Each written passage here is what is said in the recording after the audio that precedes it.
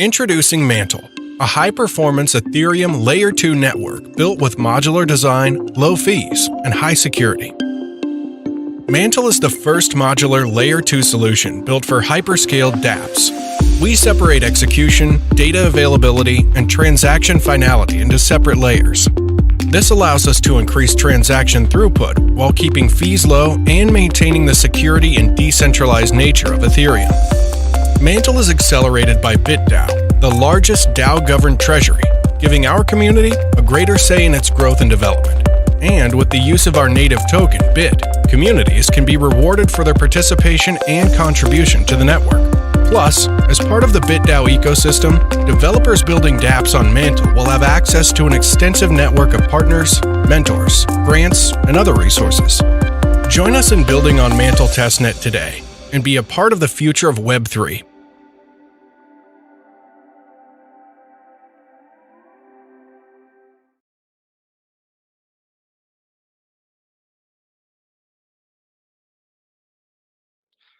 Sure, I can do that. So if you look at, modularity in general, right, as a concept is something which is not a new concept, right? I'll explain it to you how. Like if you look at Web 2 software in general, like if you look at what happened in the Web 2 world, right from the 80s and the 90s, we used to see monolithic software, right? Essentially big, complex softwares, working sort of with sort of very tightly modules, which are sort of, working and trying to essentially achieve a task. And in you fast forward to today, where the entire world essentially is run through APIs, right? So we don't have monolithic, big sort of clunky softwares anymore. Like what we generally, any solution, any mobile app or any web app, essentially these days is a combination of, 5 or 6 different APIs, right? And different services, right? Working sort of in tandem to give or solve a problem for the user. So what we've seen in the Web 2 world is that, we went from monolithic to modular architecture, where today it's a question of APIs. And what the advantage of the APIs is that you can mix and match, update APIs without breaking the entire software. And you can test more easily. And these are the same design principles which we see in blockchain as well.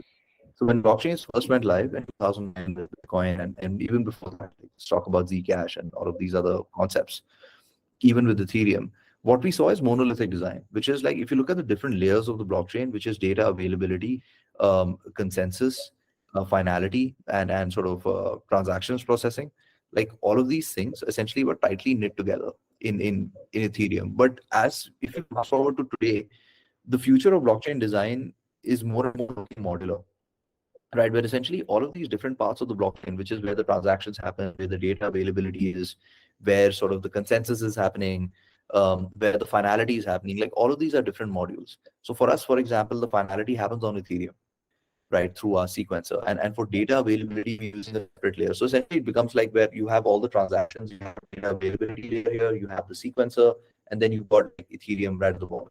And this is, and with modular architecture, what it allows you to do essentially is it allows you to, for example, upgrade your chain more easily. So tomorrow we could swap out our data availability layer, or we could swap out our sequencers, do like a shared sequencer or maybe a ZK VM.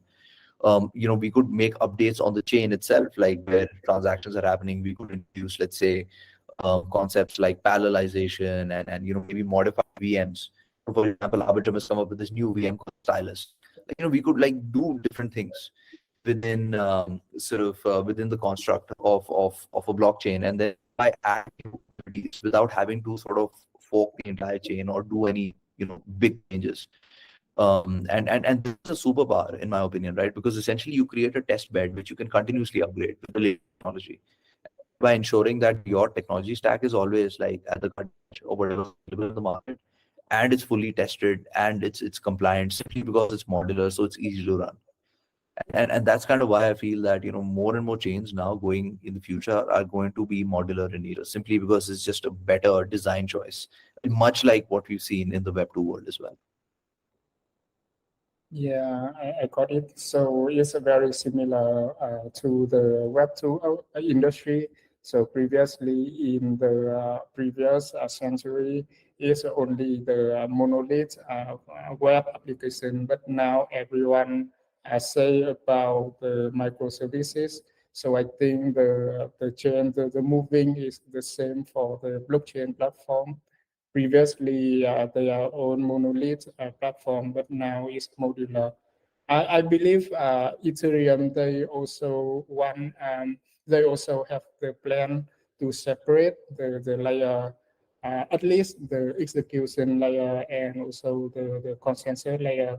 So it eventually become the modular blockchain. And I think Mantle adopt the modular blockchain technique right now is very good start. Yeah. So the next question is about the as everyone knows, for the layer 2 rollup, there are two main techniques right now. Is about the Optimistic Rollup and also the ZK rollup. And yeah, the debate about these two techniques is the debate never ends. So why did you choose the optimistic rollup? Could you say about how is the decision is made? Sure, definitely. So I think for us it was just about choosing a stack which is more battle tested.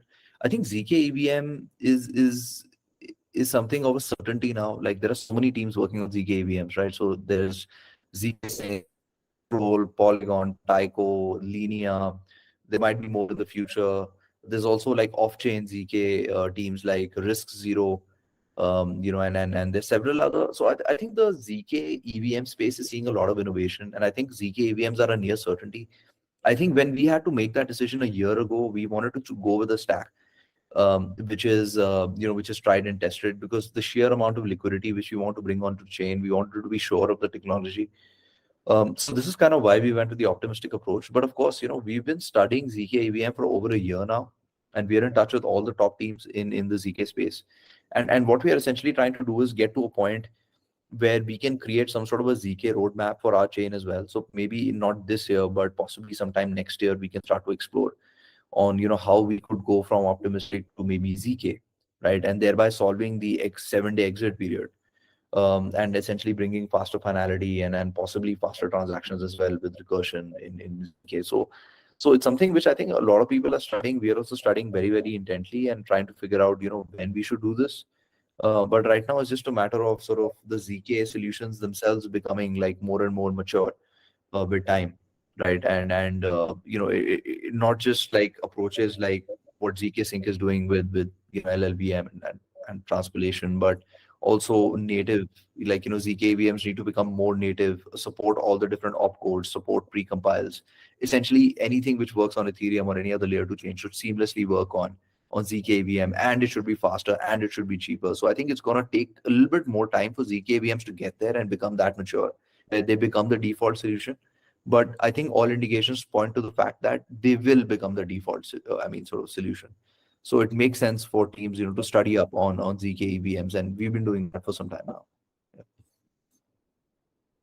Okay, I see. So so you don't just choose only one approach, but you also your team also is studying the ZK, and maybe in the future, in some point in the future, you also apply ZK uh, and try another solution which can combine both the advantage from both approach.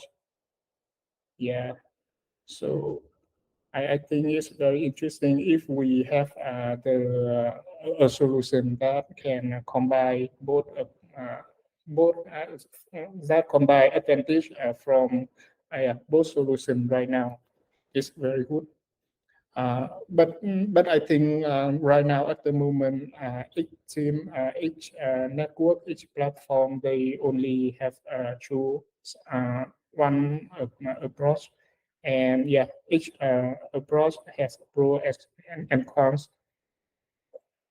Mm, Yes, I think there are some question on the chat box. So now let's move to the question from the community. So the first one is someone with the Korean name. Beside a standalone layer 2, are there any product in the Mantle ecosystem? Could you share the brief vision and roadmap? So maybe beside the layer 2, do you have any plan to develop something like layer 3 or some kind of protocol for intercommunicate between the uh, uh, to communicate with other layer 2 or other blockchain, or do you have any plan to expand the Mantle Network to another layer 1 rather than Ethereum, something like that? So I think we will continue to work with Ethereum, and finality will always be on Ethereum, simply because Ethereum has like the most distribution, is the most secure platform, and we want to scale Ethereum. So essentially, working with Ethereum is going to be a sort of a surety in the future. Now, and when it comes to layer three, it's pretty interesting. I think that's something which is on the roadmap for us. Also, we've been considering whether we should have like a layer three roadmap or not, or whether we can with ZK EVM or with some other technology bring so much scalability that layer three may not even matter, right? If you can bring enough scalability on layer two, then maybe you don't need layer three. So we've been like looking at different approaches, and we don't have a surefire sort of direction yet, but it's something which we are continuously studying. In terms of like what are the other products we're building, I think the focus right now is to build products which augment the ecosystem of Mantle as a chain, which is kind of where we talked about what we're doing on the liquid staking side, where essentially we're building a liquid staking derivatives platform where people can go and stake their ETH, and then we'll also offer other capabilities where you can stake your ETH and then restake it on EigenLayer, or you can like do other things with sort of your token. So that's the kind of direction which we're looking at right now. And yeah, I think maybe with a little bit more maturity, ZKVMs could do a great job, but that remains to be seen. So yeah, so we're looking at all the different options out there, and then we'll choose whatever is the best option which works for us. Okay, so there are a lot of interesting topic. Uh, and the next one is I think this question is from the same person. Is Mantle a multi-purpose platform, or do you focus and encourage any particular type of application on your platform, like DeFi, GameFi, or NFT, something like that? What is your strategy to acquire user and market share from other competitors? So in terms of the platform, we're a multi-purpose platform. You can essentially build anything. I think what we are seeing a lot on chain is DeFi, definitely, because we have liquidity, we have an exchange. So for DeFi, so I think if you build a DeFi project, Mantle is a great chain to be part of. But as such, you can build anything. Like because of EigenLayer, the chain is very optimized and very quick. So building GameFi or building like NFT fi should not be a problem, or social fi for that matter.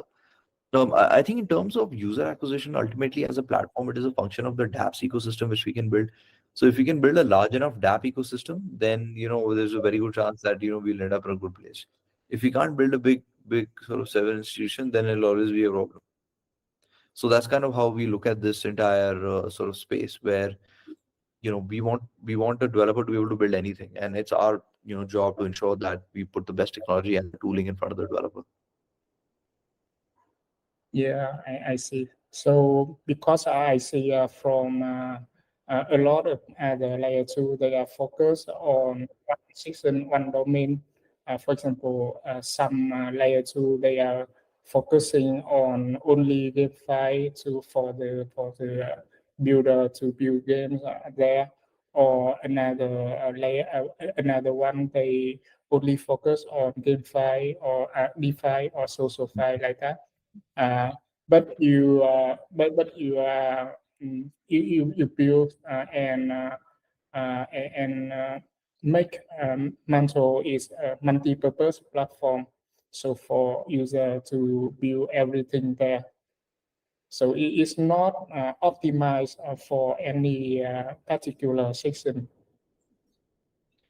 Yeah, I mean, you can run pretty much anything on Mantle. So I would not say that, any restrictions per se.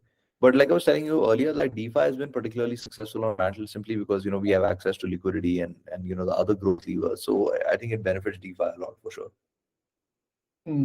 Okay. Yeah, so the next question is how Mantle will compete to other layer 1 and layer 2 focus on technology or leverage through community, especially you have support from maybe.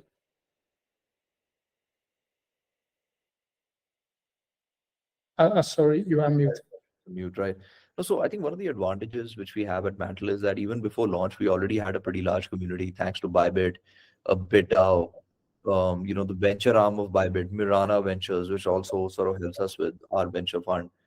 We already have a very large community, and and for example, the question mentions, when you guys have support from Bybit, we do definitely have support from Bybit, and ultimately, like the way I look at the space in general, like just generally thinking about the blockchain space, like ultimately in blockchain, right, technology is open source, right, which means like the day the technology is released, everybody has access to the same technology at the same point of time, right, ultimately. So technology is open source. So what kind of open source do you have to ensure that yeah, we reach? So that's kind of how we're thinking about that problem. Okay, I see. So maybe we need to leverage both. So I'm mentioning about the open source. For now, is Mantle fully open source right now? For example, if I was a developer, can I just clone and run a local version of my Mantle network on Yes, my yes. machine? So you can run a local node, you can do that. I think the only part of the code which is not open source is the data availability part, since we've got the code from EigenLayer. EigenLayer will open source their code first, after which we will open source it. So that's kind of how we built it. But ultimately, I think the point which I was trying to make is that technology aside, like because in Web3 technology is open source, the only thing which is sticky over a long period of time is ecosystem, right? So that's why I kind of always feel that ecosystem sometimes matters more than technology, because technology is something you can like even get from the open market, like you can borrow open source technology, but ecosystem is something you can't. So that's kind of why doubling down on ecosystem kind of makes sense. So yeah. Yeah, I see. Got it. Okay, so let's move on to the next question. So the next question is the share of optimistic rollup and modular blockchain is scalability. So did you run the performance test and see what is the maximum TPS that Mantle Network can handle? What is the current peak number in the mainnet so far? So we've sort of tested all the way up to 600 EPS, and we can go way beyond that as well. I think in a roll up, right, EPS maybe is not the best metric, simply because what happens in a roll up is that transactions are bunched into blocks, and then blocks are bunched into batches. So there's a level of abstraction which happens. So even if you have very high TPS, if your batch creation and block creation is not optimized, you may not get the throughput. So that's kind of why I don't really look at TPS as like as a very strong metric, but it's something which we have tested internally, and we've gone to 600 TPS and beyond in our internal tests. Yeah, I see. But I think right now TPS is still a kind of a selling point for some blockchain platform. They mentioned about the 1,000 or even 100,000 of TPS, something like that, on other platform. I know for now, maybe the traffic, the real traffic on the mainnet of any platform is still doesn't reach that kind of number. But yeah, the TPS is still the interested concern of many people. So yeah, the next question. So the challenge period is still 7 days, just like any other optimistic rollups. And yes, optimistic rollups do have that drawback that there is a 7-day exit period. I think the best way to solve that is to have some sort of ZK integration, because then the exit becomes almost instantaneous. So this is something we are researching. In the interim, we have fast bridges. So we have like Axelar, we've got a layer 0 integration, etc. So if you want to move assets from the chain to mainnet and from to Ethereum essentially, or to any other chain, like that's possible today. But the only way to beat the 7-day exit period is to essentially have some sort of ZK roadmap, which is currently what we're building for ourselves as well. Okay. So yeah, the next question is about another concern, common concern for the Rollup layer 2. So the sequencer in the Rollup is pretty centralized. So how a Mantle team do you have any mechanism to make it more decentralized? I would say that currently, since our network's fairly new, right? We launched on July 17th, so it's been less than maybe 3 months. We still want to keep the sequencer centralized. I think we will move towards decentralized sequencers, but the technology for decentralized sequencers is not fully ready yet. Many teams have talked about it. Like, for example, the Eclipse team talked about using decentralized sequencers or shared sequencers. It's something we are researching as well, but I think the technology is not in production yet. So which is kind of why we would want it to be in production for some time before we choose to adopt it, considering the kind of liquidity, etc., and the ecosystem we want to bring to bear. So which is kind of why I feel that like what the user said is a very important point. But decentralized sequencers and or shared sequencers will take time to be to be properly live and been in production for some time before chains tend to adopt those in earnest. Yeah, I know. So yeah, so right now you still have to choose the trusted partner to run the sequencer, but you also have the plan to make it more decentralized in the future. But maybe it will take time and effort to do it. Yeah. So the next question is Mantle Network fully 100% compatible with EVM? So is there any known limitation? For example, I think some other network they have there are some omit of the opcode of the opcode or the native method are not supported in some other network EVM like. So how is it about? We're 100% EVM compatible. So we're 100% EVM compatible. Anything which works on Ethereum or any of the other layer 2 chains would work seamlessly on Mantle. So you can literally copy paste your smart contracts and they should work. So no major challenges there, and all precompiles, like all of this stuff is supported. So for the developer, the experience is no different from operating on any other layer 2 chain.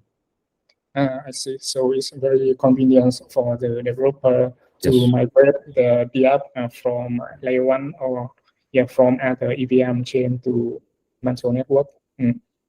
Yes. All the tooling, everything is the same. So the next one is what is Mantle solution when Jason under trouble? Drop it to Ethereum like the OP, the Optimism, or work with them to solve it like the APAC. So currently it's like Optimism, like OP, essentially.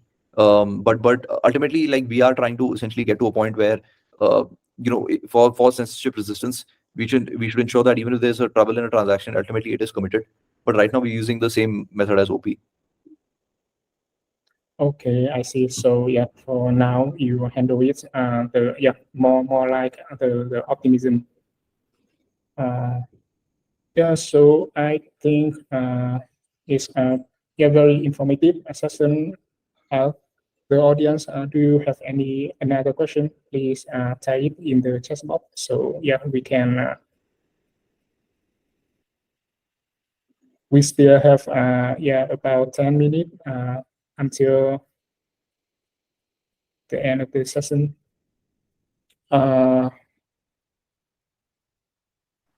Is there any further question from you as well, Andy? I think we can, we can wait for the audience to pose questions. But in the meantime, if there's anything that you want to discuss with Arjun as well, feel free to go ahead. Yeah. So from me, so I see in the Mantle website you have some collaboration with some artists about the NFT. Could you have to elaborate more about the support from Mantle Network? let me kind of show you that actually. So if you go through our website, right, you can check Mantle journey. And essentially what we've done is we've created like this sort of SBT, soulbound token, which you can mint and get onto your wallet. And this way, we can check which are the top users on Mantle. Like you can earn miles by doing different activities on chain, and then there's a higher chance that you get rewarded, or you will get sort of reward tokens, etc.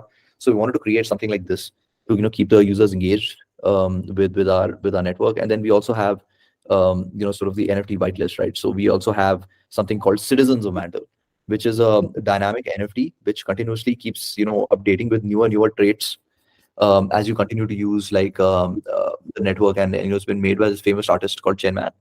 And this is a quick brief about our NFT programs per se. And we've got a lot of exciting stuff planned for the users as such on the NFT side, but this is kind of what we want to do in the short run. Oh, I see. So you adopt a lot of your state-of-the-art technique like the SBT or the dynamic NFT. So yeah, there are a lot of top-notch technique right now, and very interesting about and you use this for recruiting or recognizing the usage of the user on your ecosystem. So I think it's a very innovative and interesting feature.